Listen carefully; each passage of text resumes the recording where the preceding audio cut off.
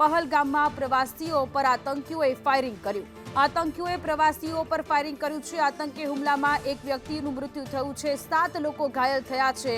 ઘટના નજરે જોનારે મોટો દાવો કર્યો છે કે આતંકીઓએ નામ પૂછીને ગોળી મારી છે.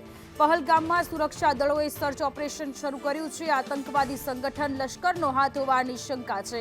જમ્મુ કાશ્મીરમાં આતંકી હુમલામાં ગુજરાતી ઘાયલ થયા છે, જેમની અત્યારે સારવાર ચાલી રહી છે. આતંકી હુમલામાં ગુજરાતીને ગોળી વાગી છે. ભાવનગરના વિનોદભાઈ ભટ્ટ ઇજાગ્રસ્ત થયા હોવાની માહિતી સૂત્રોના હવાલેથી મળી રહી છે. આતંકી હુમલા બાદની તસવીરો. રાજસ્થાનના પ્રવાસીનું મૃત્યુ થયું છે. 12 જેટલા પ્રવાસીઓ ઘાયલ થયેલા છે, જેમની અત્યારે સારવાર ચાલી રહી છે. સુરક્ષા દળોની ઘેરાબંધી.